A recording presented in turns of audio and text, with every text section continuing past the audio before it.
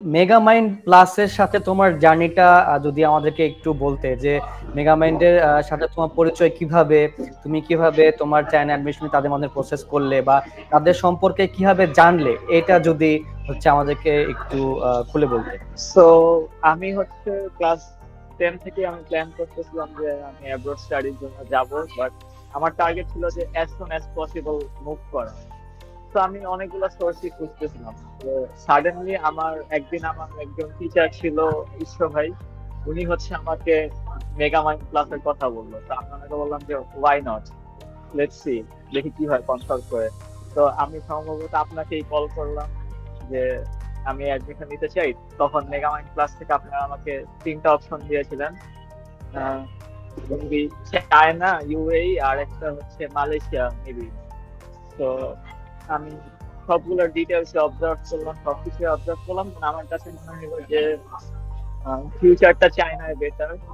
That's why আমি China choose করলাম।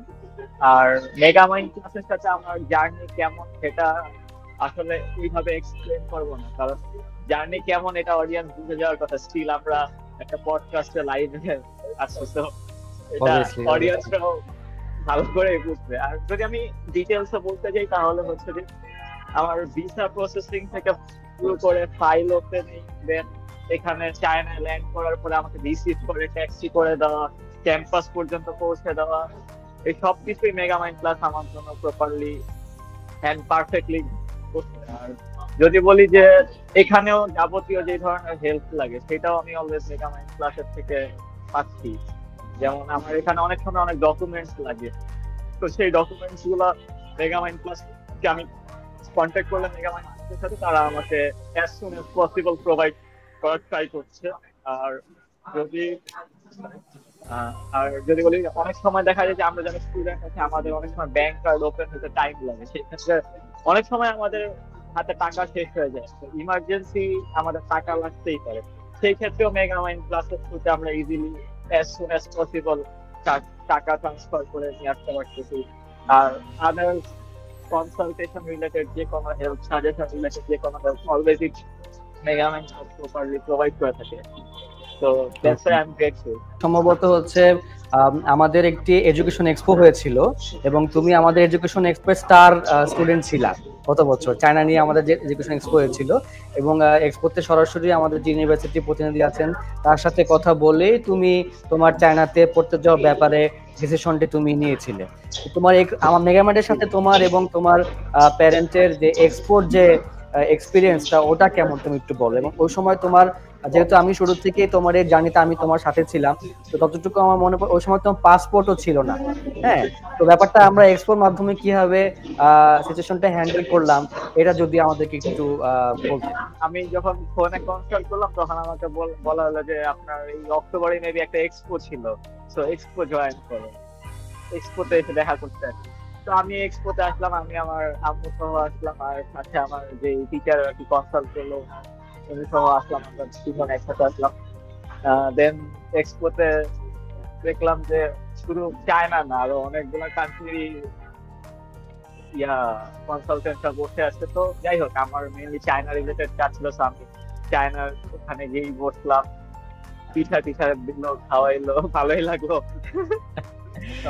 তো তারপরে হচ্ছে আপনাদের যে কনসালটেন্ট ছিল আর কি ইউনিভার্সিটি, তো উনি আসলেন আর কি। তো আমার এজ স্বাভাবিকভাবে একটু কম ছিল ওই সময়, আমার পাসপোর্টও ছিল না, আর আমার এজ ওই সময় 16, মানে 16.5 এরকম ছিল আর কি। তো আমি একটু কনফিউশনে ছিলাম যে অ্যাকচুয়ালি অ্যাডমিশন হবে কি হবে না। তো কনসালটেন্ট যে আপনার উনি বললো যে না, প্রবলেম নেই, অ্যাডমিশন হয়ে যাবে। তো আমি দেন হচ্ছে ফাইল ওপেন করলাম আর কি। ফাইল ওপেন যে চার্জটা আর কি ওটা পে করে আমি ফাইল ওপেন, তো তখনও কিন্তু আমার এসএসসিও হয় নাই। ওকে, ওকে। তার মানে তুমি তখন অনেক আমার এসএসসিও অ্যাডভান্স হয়। একটি প্রিপারেশনের মধ্যে দিয়ে গিয়েছো, যে তোমার এসএসসি রেজাল্ট হওয়ার আগে তুমি তোমার এম এ ঠিক ছিলা যে আমাকে এসএসসি পড়ে কি করতে হবে। যে অনেকেই আমাদেরকে হচ্ছে কল করেন, বা অনেকেই হচ্ছে আমাদেরকে এই সন্দেহ প্রকাশ করেন যে ভাই আমার তো এখনো পাসপোর্ট হাতে নেই, বা আমার কিন্তু এখনো উচ্চ মাধ্যমিক শেষ হয়নি, বা উচ্চ মাধ্যমিক হয়েছে বা মাধ্যমিক হয়েছে, আমি এখনো সার্টিফিকেট ট্রান্সক্রিপ্ট পাইনি। তো সেক্ষেত্রে আসলে আপনার ডকুমেন্টস রেডি না থাকলেও কোন স্টেপ বাই স্টেপে আগালে আপনি আপনার অ্যাডমিশনটি এনশিওর করতে পারবেন আমাদের মাধ্যমে, এবং কিভাবে পাসপোর্ট অ্যাপ্লিকেশনের হচ্ছে কপি দিয়ে আপনার সিটটি আপনি বুক করে রাখতে পারছেন, যাতে পরবর্তীতে আপনার রেজাল্ট আসা মাত্রই পরের দিনই আমরা যেন আপনার অ্যাপ্লিকেশনটি ড্রপ করতে পারি। সো আমাদের ওয়াসি কিন্তু সেই কাজটি করেছে। সে আমাদের সাথে কনসাল্ট করেছে তার এসএসসি পরীক্ষার আগে, এবং তাকে আমরা পরবর্তী 3 মাসে একটা গাইডলাইন দিয়ে দেই যে তুমি যদি চায়নাতে যেতে চাও তাহলে পরবর্তী 3 মাসে তোমার পক্ষ থেকে করণীয় কি কি, এবং সে আমাদের সেই দেওয়া গাইডলাইন গুলো স্টেপ বাই স্টেপ তার পরীক্ষা দেওয়া, তার পাসপোর্ট করা, পাসপোর্টে কিভাবে ডেট অফ বার্থ মেনশন হবে বা পাসপোর্টের পরে আরো কি কি ডকুমেন্টস লাগে, সে কিন্তু স্টেপ বাই স্টেপ সেই গাইডলাইন গুলো ফলো করে তার এই সাফল্য অর্জন করতে পেরেছে। চায়নার এডুকেশন কোয়ালিটি আর আমাদের বাংলাদেশের এডুকেশন কোয়ালিটি, এখানকার এনভায়রনমেন্ট, টিচারদের যে অ্যাপ্রোচ, এগুলা কেমন, যদি পার্থক্যটা আমাদেরকে একটু বুঝিয়ে বলতে। হ্যাঁ, তো যেটা বলতাম আর কি, যে চায়নার এডুকেশন এনভায়রনমেন্ট আর বাংলাদেশের এডুকেশন এনভায়রনমেন্ট ডেফিনেটলি অনেক ডিফারেন্স হচ্ছে রাইট নাও। আর আমরা মনে করি যে, অনেকেই ডাউট করি যে চায়না কি সেফ কান্ট্রি হবে আর এডুকেশনের জন্য কোয়ালিটিফুল কান্ট্রি হবে না। তো আমি একটা কথা বলবো যে রিসেন্টলি আমি একটা রিপোর্ট দেখলাম, লাইক টপ 10 ইউনিভার্সিটিজ যারা রিসার্চ পেপার পাবলিশ করতে ওয়ার্ল্ড, এর মধ্যে 8টা university China. China safe or secure কিনা। তো আমি একটা কথা বলবো, সেটা হচ্ছে যে বাংলাদেশের থেকে China better safest country for student, because আমরা এখানে ক্যাম্পাসে 10টার পরে ডর্মের বাইরে থাকতে পারি না। আর হচ্ছে চায়না যে পরিমাণ সিসিটিভি মানে সিসি ক্যামেরা আছে, ওই পরিমাণ সিসি ক্যামেরা মনে হয় বাংলাদেশে কখনো হবে না, থাকবে না, পসিবল না। আমি যদি একদম আমার নিজের লাইফে একটা ইনসিডেন্ট শেয়ার করি, আমি জাস্ট ন্যানজিং এ ল্যান্ড করছি আর কি। তো ন্যানজিং এ ল্যান্ড করার পর আমাকে হচ্ছে মেগামাইন্ড থেকে একটা ট্যাক্সি ঠিক করে দেওয়া হইলো, যে এই ট্যাক্সিটা আমাকে হচ্ছে আমার ক্যাম্পাসের গেটে ড্রপ করবে। আমার ক্যাম্পাস হচ্ছে অলমোস্ট 5 আওয়ার্স আপনার বাই রোড। তো আমি ট্যাক্সিতে উঠলাম, তখন একা, আমার অনেক ভয় লাগতেছিল যে লাইক কি হয় এখন, আমাকে যদি ট্যাক্সি আলা অন্য কোথাও নিয়ে চলে যায়। বাট আমি দেখতেছি যে এভরি 500 মিটার আপনার একটা করে সিসি ক্যামেরা, 2টা করে সিসি ক্যামেরা, আর প্রত্যেকটা ওয়ার্কিং কন্ডিশনে, লাইক এত সেফটি এন্ড সিকিউরিটি চায় না। আর হচ্ছে আমরা ডর্মের বাইরে রাত 10টা করে থাকতেই পারি না, মানে এট এনি কস্ট, এটা পসিবল না। আর খুব ইমার্জেন্সি হলে অ্যাকচুয়ালি প্রপার কজ দেখিয়ে আপনার লিভ নোটিস নিতে হয়। ওকে ওকে, তার মানে সেফটির ব্যাপারে হচ্ছে খুবই কনসার্ন, খুবই কনসার্ন। হ্যাঁ, সেফটির ব্যাপারে প্রচুর কনসার্ন। আর হচ্ছে যদি এডুকেশনের কোয়ালিটি বলি, মাচ বেটার। লাইক আপনি বাংলাদেশে বসে একটা ক্লাসরুমে 40 জনের ক্লাসরুম, যেখানে 40 জন হাই স্টুডেন্ট থাকতে পারে, সেই জায়গায় আপনি 60 জন করে নিচ্ছেন। 60 জন করে নিয়ে আপনার কোন রকম সামহাও জাস্ট ব্ল্যাকবোর্ডে একটু লিখে টিখে আপনি পড়ায় চলে যাচ্ছেন। স্টুডেন্টরা হাফ বুঝতেছে না, এরকম আছে। আর যদি চায়নার সিচুয়েশনটা বললে, ক্লাসরুম ক্যাপাসিটি 45, বাট স্টুডেন্ট ওরা 45 নিচ্ছে না, লাইক ক্লাসরুমে 30-35 এরকম একটা অ্যামাউন্টের স্টুডেন্ট আছে, একটু অ্যামাউন্ট রেখে দিচ্ছে, কারণ গ্যাদারিং করতে সময় লাগবে। আর একদম আপনার ডিজিটালি, যেটাকে ডিজিটালি হচ্ছে আপনার এডুকেশন পড়ানো হচ্ছে, আপনার স্লাইডস দিয়ে পড়াচ্ছে, আপনার পড়া স্লাইড, আপনার হোমওয়ার্ক যেগুলো স্লাইডস দিয়ে দিচ্ছে আপনাকে, মানে হচ্ছে আপনাকে সবগুলো সফট কপি প্রোভাইড করছে, আপনাকে ক্লাসের রেকর্ডিং প্রোভাইড করছে, যেন আপনি বাই এনি চান্স যদি কোনো টপিক না বুঝেন আর মিস করেন, আপনি যেন পরবর্তীতে সেই রেকর্ডিং বা স্লাইডস গুলো দেখো আপনি আপনার টপিকটা রিকভার করতে পারেন। তারপরে আপনার পড়ার জন্য আমাদের ইউজুয়ালি কি হয়, আমাদের সকাল 8টা থেকে ক্লাস শুরু হয়, 3টা-4টা পর্যন্ত টানা ক্লাস হয়ে থাকে কন্টিনিউয়াসলি। বাট এখানে হচ্ছে আপনার 30 to 40 মিনিটস ক্লাস হবে, আপনার 10 to 20 মিনিটস একটা ব্রেক দিতে, কারণ স্টুডেন্টদের মাইন্ড রিফ্রেশমেন্টের একটা ব্যাপার আছে।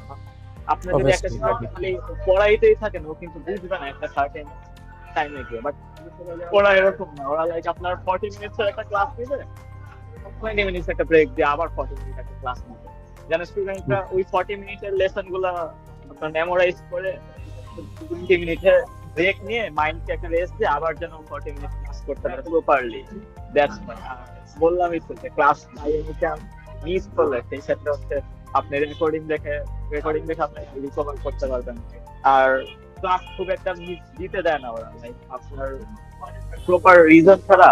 আমরা যখন বাংলাদেশে ভালো লাগলো ক্লাসে গেলাম, ভালো লাগলো না ক্লাসে গেলাম না, এরকম না। আপনার ক্লাসে আসতে হবে, আপনার ক্লাসে আসাটা ম্যান্ডেটরি। আপনি সেই সাবজেক্টের স্টুডেন্ট হন না। কারণ আপনি যদি ক্লাসে না আসেন এটা আপনারই লস, আর আলটিমেটলি ওরা চায় না আপনার লস। এখানে হচ্ছে অনেক বড় একটা ডিফারেন্স বাংলাদেশের সাথে। ওকে ওকে। তো আরেকটা বিষয় একটু যদি বলতে, যে তুমি যে চায়নাতে পড়াশোনা করছো, তো এই ক্ষেত্রে তোমার স্কলারশিপের পার্সেন্টেজ বা কি কি সুযোগ সুবিধা তুমি হচ্ছে সেই প্রতিষ্ঠান থেকে পেয়েছো?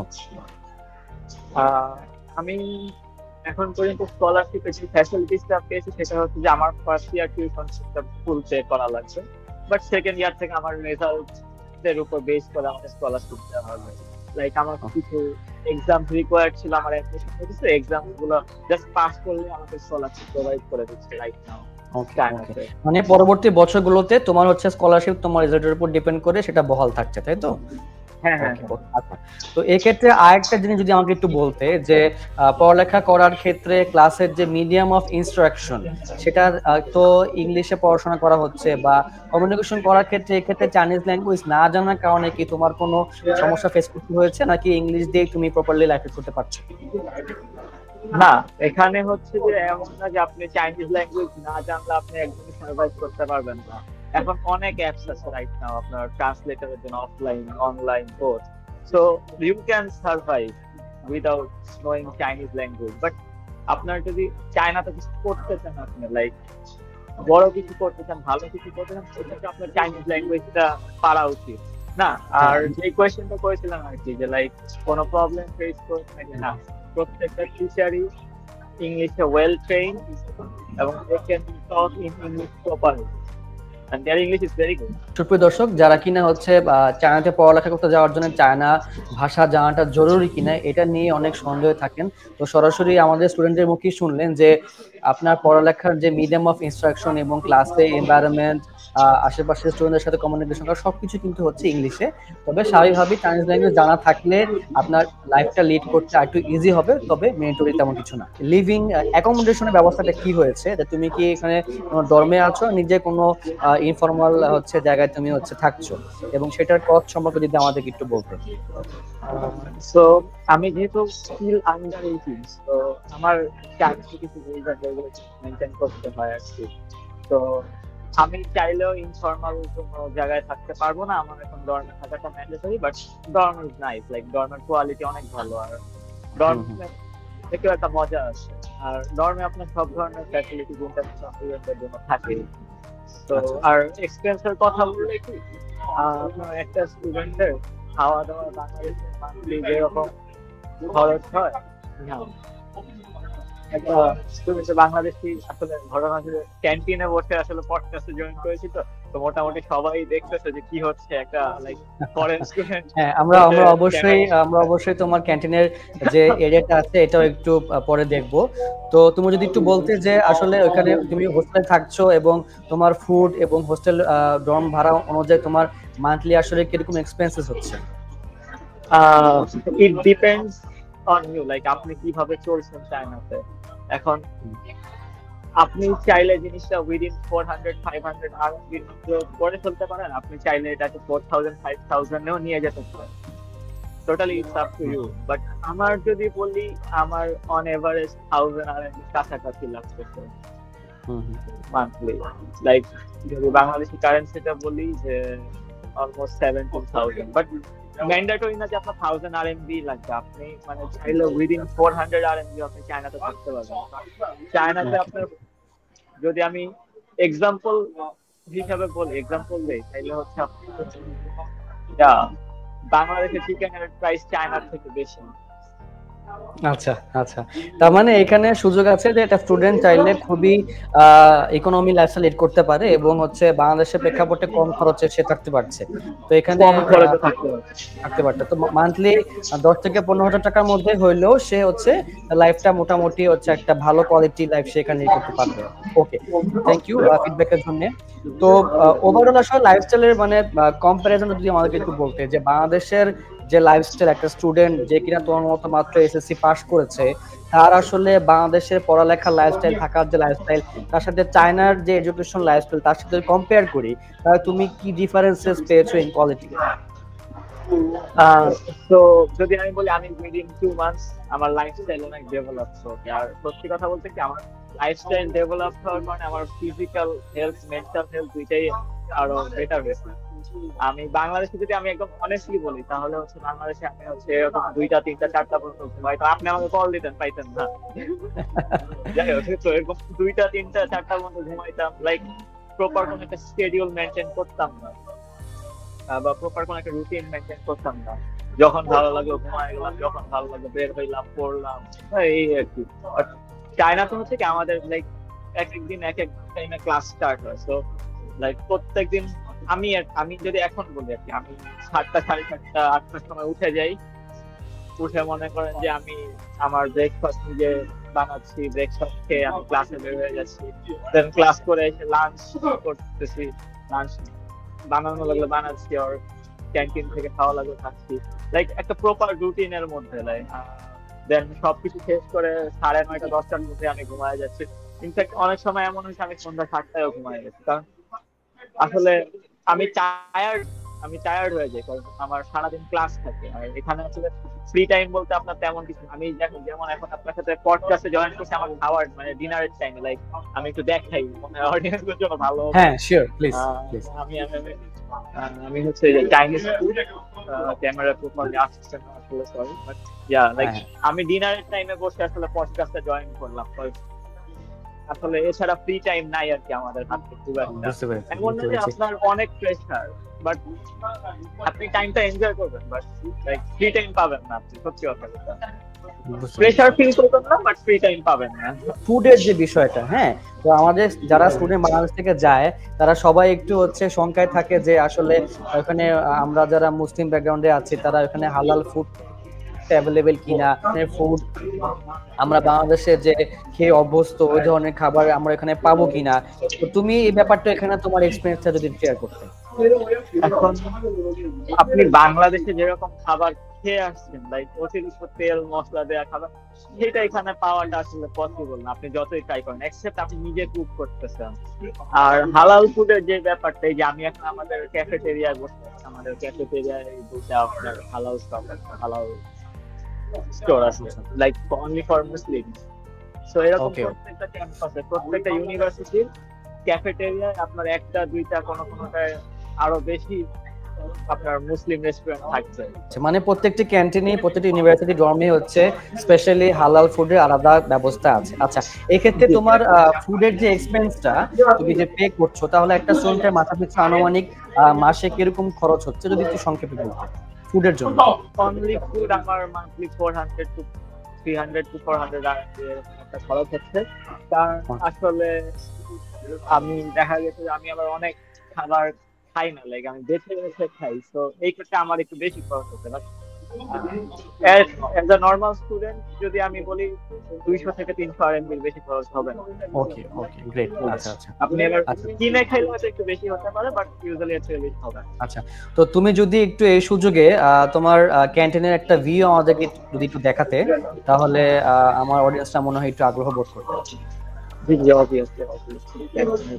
আসলে এখানে সিটিংস অ্যারেঞ্জমেন্ট কেমন, বা হচ্ছে স্টুডেন্টসরা কিভাবে বসে, ফ্যাসিলিটিস কেমন? আপনার হচ্ছে এখান থেকে এখানে হচ্ছে আপনার প্রায় আমাদের নিচতলায় এটা 16টা বা 17টা রেস্টুরেন্ট আছে। আর আপনারা হচ্ছে যে ইয়া করতে পারবেন, লাইক আপনারা যাবেন, পে করবেন, ফুডটা নিয়ে যে কোনো একটা টেবিলে বসে খাবেন। যেমন আমি এখন একটা টেবিলে বসে খাচ্ছি, আমার পাশে চাইনিজ স্টুডেন্টরা বসে খাচ্ছিল এতক্ষণ, তো ওদের খাওয়া শেষ, ওরা অলরেডি চলে যাচ্ছে, ইউ ক্যান সি। বাট আমি আসলে পডকাস্টে দেখে যেতে পারছি না আনফরচুনেটলি। বাট এই যে আমি ফুডটা শেষ করে হোপ তো চলে যাবো পডকাস্ট শেষ হইলে।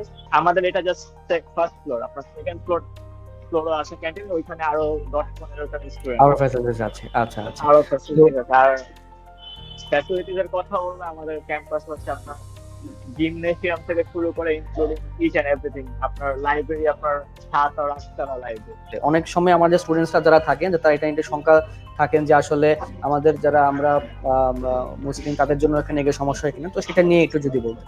না, ডেফিনেটলি মুসলিমদের নিয়ে এখানে কোনো সমস্যা নেই। যদি মুসলিমদের নিয়ে সমস্যাই হতো তাহলে হচ্ছে আপনার সবগুলা ক্যাম্পাস আপনার ক্যান্টিনে মুসলিম রেস্টুরেন্ট দিয়ে রাখতো না ফার্স্ট অফ অল।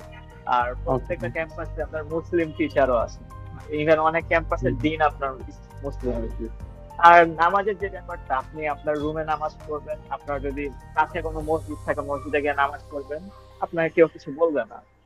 আর এই আর কি, লাইক আপনি আপনার রুমে নামাজ পড়েন, মসজিদে নামাজ পড়েন, ইটস ওকে, আপনাকে কেউ কিছু বলবে না। হ্যাঁ, আপনি চাইনিজরা মানে যেটা বলবো আর কি, যে আপনি লাইক পাবলিক প্লেসে এখন আপনি একটা রেস্টুরেন্টে বসে আপনি নামাজ পড়তে পারবেন না, আপনি যেই রিলিজিয়নেরই হন আপনি আপনার রিলিজিয়ন প্র্যাকটিস করতে পারবেন একটা পাবলিক প্লেসে। কারণ আপনি দেখেন এটা একটা ওয়েল আপনার মেইনটেইনড কান্ট্রি, ঠিক আছে? আপনার প্রত্যেকটা জায়গার এক একটা কাজ আছে, ক্যান্টিনের কাজ খাওয়া, লাইব্রেরির কাজ পড়া। আপনি ক্যান্টিনে নামাজ পড়তে পারবেন না, লাইব্রেরিতে খেতে পারবেন।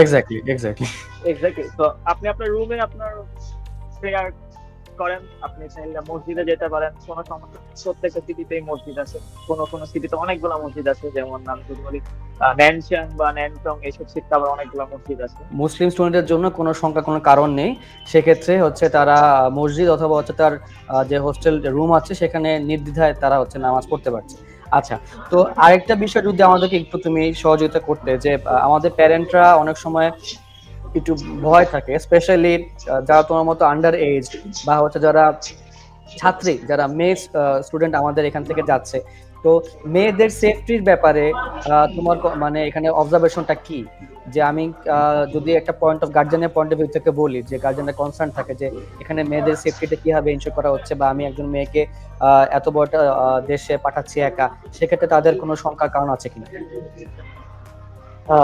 ফার্স্ট অফ অল আমি একটা কথা বলবো যে আপনি ঠিক থাকলে আসলে সবকিছুই ঠিক আছে। তো এছাড়া আর কোনো থ্রেট এই মোমেন্টে চায়নায় আমি দেখছি না। ইনফ্যাক্ট আমাকে যদি বলা হয় যে আমার ছোট বোন বা আমার ছোট কোনো মেয়ে কাজিন যদি চায়নায় আমি পড়তে আসতে বলবো, আমি ডেফিনেটলি বলবো প্লিজ ওয়েলকাম টু চায়না। কারণ চায়নাতে আপনার বাংলাদেশের মতো রাত 12টার সময় মেয়েরা বাহিরে, এটা কোনো রিস্ক না। আর ইউজুয়ালি বাইরে থাকেই না, কারণ আপনার ডর্মে থাকতে হবে 10টার মধ্যে। বাট স্টিল যদি কোনোদিন থেকে থাকে কোনো স্পেশাল অকেশনে 12টা বেজে যাচ্ছে, বাসায় ব্যাক করতে করতে ডর্মে ব্যাক, ইটস ওকে। কোনো মানে আপনার ওই রকম কোনো থ্রেট নাই যে আপনাকে কিডন্যাপ করে নিয়ে যাবে, আপনাকে আপনার জিনিসপত্র ছিনতাই করে নিয়ে যাবে, এরকমটা আসলে পসিবলই না এই জায়গায়। আর যদি বলি যে মেয়েদের লাইফস্টাইল অনেকটুকুই সিকিউর, বাংলাদেশের থেকে মেয়েরা চায়নায় বেশি সিকিউর অনেস্টলি বলবো। ওয়াসিক চায়নাতে গিয়েছে বেশি দিন হয়নি, মাত্র it's 3 months I guess, 3 months হয়েছে। তো 3 মাসের মধ্যে কিন্তু সে সেখানে গিয়ে তার প্রফেসরের সাথে কমিউনিকেশন করে কথা বলে একজন টিচার অ্যাসিস্ট্যান্ট হিসাবে সে পড়ালেখার পর অলরেডি কিন্তু জবের সে অফার পেয়েছে, এবং সে অলরেডি ওখানে গিয়ে কিভাবে সার্ভাইভ করতে হয় এবং ছোটখাটো একটা বিজনেসও সে কিন্তু স্টার্ট করেছে, যে ওখান থেকে সে প্রোডাক্টস নিয়ে এসে বাংলাদেশে সেল করছে। সে কদিন আগেও কিন্তু আমাদের সাথে দেখা করে গিয়েছে, এবং সামনে উইন্টার ব্রেকেও সে আসবে। তো এখানে ইনকামের অপরচুনিটি অনেক আছে, যে তুমি অলরেডি প্রোডাক্টস হচ্ছে আনা নেওয়া করছো, রাইট, চায়না থেকে?